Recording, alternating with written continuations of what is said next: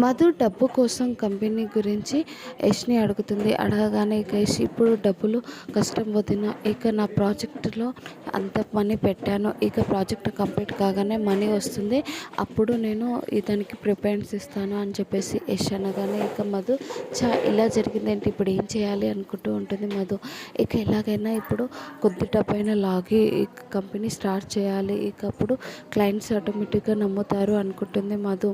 ఇక ఇదే మంచి ప్లాన్, ఇక ఇదంతా అత్తయ్యతోటే సాధ్యమవుతుంది అనుకుంటుంది మధు. ఇక దమయంతి అలాగే తేజ ఇద్దరు హాల్లో కూర్చొని ఉంటే వాళ్ళ ముందు కావాలని క్లయింట్తో మాట్లాడుతున్నట్టుగా యాక్ట్ చేస్తూ ఉంటుంది మధు. ఇక మీకు ఇప్పుడు ఇంకా నువ్వు కంపెనీ స్టార్ట్ చేయలేదు కదమ్మా, నేను ఎలా నమ్మి ఈ ప్రాజెక్టును మేము అలాగే ఉంచాలి, అందుకే వేరే వాళ్ళకి ఇస్తున్నాము అని చెప్పేసి వాళ్ళు అనగానే ఇక సారీ సార్ అనేసి మధు కూడా చెప్తూ ఉంటుంది.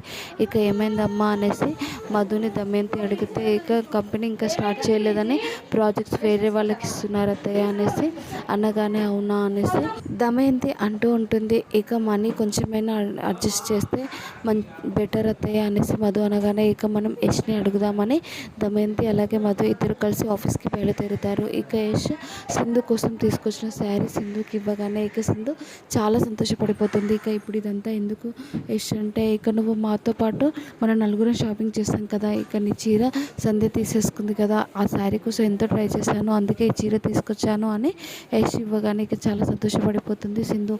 ఇక నచ్చింది అని చెప్పేసి ఇక సింధు తన రూమ్లోకి వెళ్ళి రెడీ అయి వస్తుంది. ఇక శారీ చాలా బాగుంది మేడం అనేసి స్టాఫ్ మెంబర్స్ అంటూ ఉంటారు.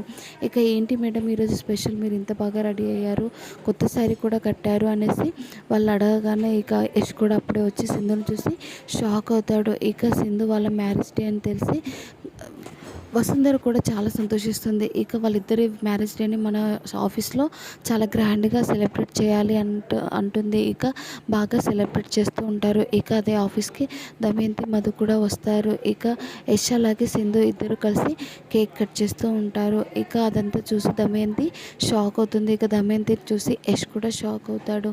ఇక మరి ఏం జరగబోతుందో చూద్దాం. Thank you for watching.